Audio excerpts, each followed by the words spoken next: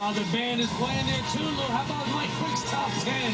St. Patrick's, the Celtics, number 1. There's your Lincoln Railsplitters at number 2. Christ the King checking in. And number 3, the Knights of Mount Vernon. Right there, number 4. Bishop Lockwood is on the board in the top 5. And number 5, the Rice Raiders at number 6.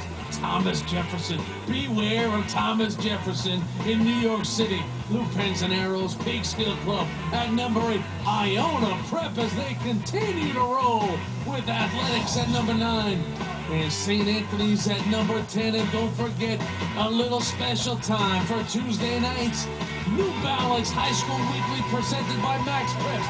It's the same channel, MSG Plus, but this week only 6 p.m. Here's the New Balance High School Weekly Tuesday night at 6 p.m. Good look underneath, right up and in. Back door goes Leroy Eisler. And it's a three-point game. And their passing has been impressive today.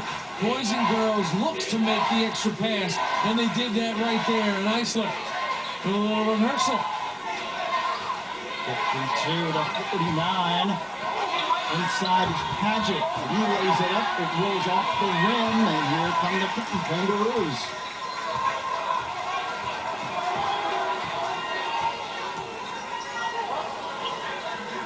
2-3 zone now by Lincoln as we start this fourth quarter. Lucky three-point shot put up by Dickerson, almost from half court. Yeah, not the shot they wanted off the possession. Taylor's been quiet now in the second half. So Coach Love has got to find a way to get her sensational sophomore going again here to finish this game out. This game is going to have a home stretch. Great defense there on the extension by Taylor. Up quickly to Dickerson, and he loses it out of bounds on the baseline. Now, the biggest guy on the floor, James Paget, extends his defense and does a good job there to force a turnover.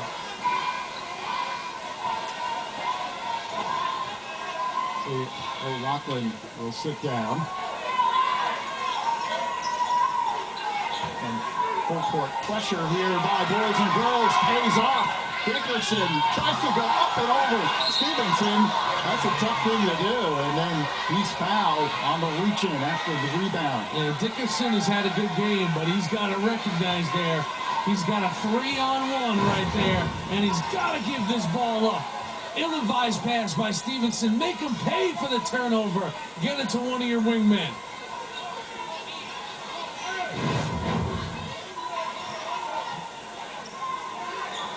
This time the Railsplitters break the press. Ellis, good look inside to Stephenson, and he follows his shot. Just a great cut and effort sticking with the play as Lance. Listen, they can't all be pretty and spectacular. Sometimes you got to grind out a couple buckets ugly. 29 points for Lance Stephenson. But his team trails by 52 to 51.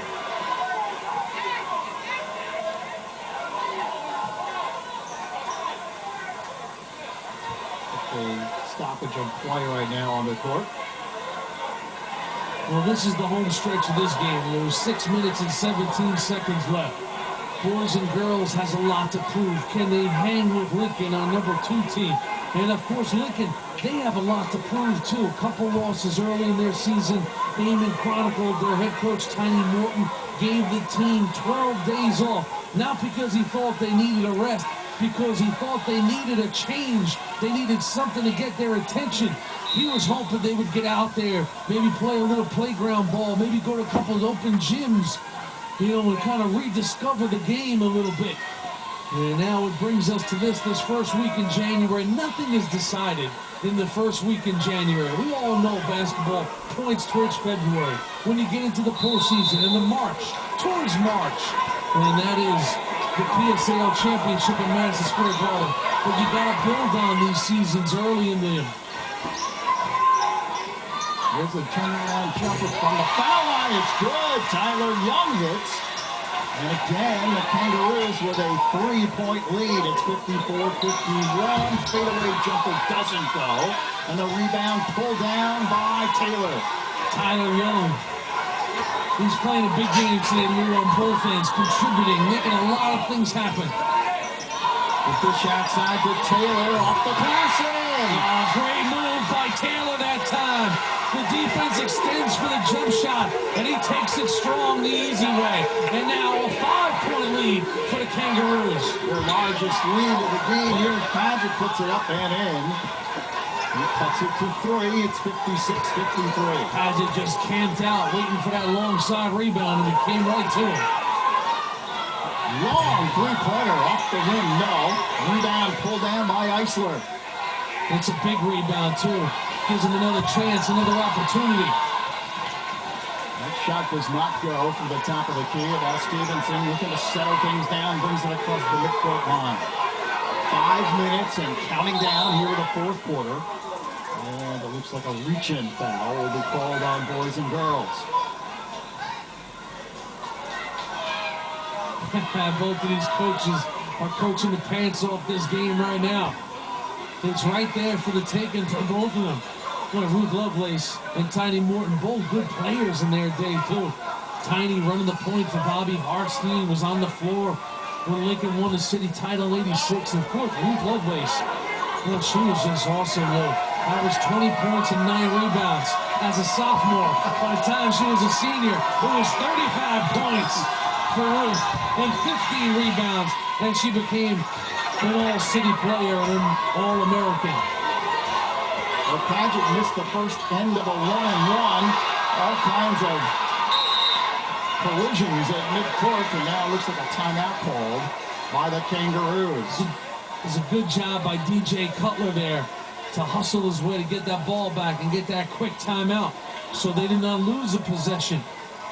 All right, let's check in with Eamon. Well, you know, you talk about the definition of home court advantage, and boys and girls certainly has that here in their gym at the High. If you take a look at the bench for boys and girls, it's nice, comfortable chairs with friendly faces behind them. And then when Lincoln gets back to the bench, they're all jammed in there together, and they're sitting there amongst fans of boys and girls, and they're right on top of them, yelling them. Tiny Morton said, my first time here, I saw where they were putting us. I'm like, isn't there a rule against this? I mean, look at the fans right on top of the Railsplitters there. We talked to Coach Lovelace and Coach Anderson about that today. They said, hey, what did Red Auerbach used to do in the Boston Garden when he turned the heat off in the locker room or turned the heat up in June on Kareem Abdul-Jabbar? He said, hey, this is Bed-Stuy. This is our home court. Deal with it. Hey, look at, see Lincoln, they're basically in the bleachers. And as I even said, boys and girls, they got the lap of luxury. They got their own chairs, nice and comfortable. Great job, guys. Oh, man, that's all part of gamesmanship. Listen, you come to our place, the Hive, you better be prepared to get stung. Right now, it seems to be paying off. The Kangaroos have a 3-point lead. Good look underneath the jam by Young. Tyler with the look from Dickerson. And Young goes up strong like he should with a two-hander. It's a 5-point lead for the Kangaroos. That shot is blocked. And here comes boys and girls, but it's stolen by Stephenson, and he jams it through. If there's a stat for steals finished with a dunk, he leads the country for sure. We've seen at least 4 of them tonight. 58-55. With 4 minutes left in the fourth quarter, wide open underneath, another jam by Young. 3 straight buckets now with the sweet stuff.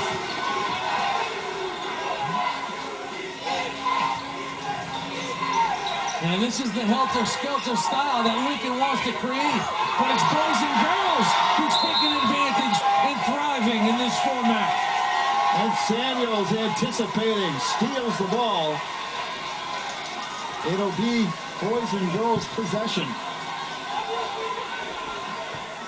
And the fans here fired up. Tiny Morton just shaking his head.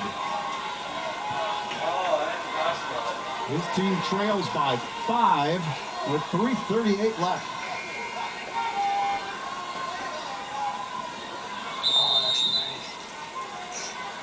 And there's a timeout on the floor. 3 minutes, 38 seconds remaining here in the fourth quarter. Boys and girls with a 5-point lead on their home court. Here on the high school basketball game of the week on MSG+.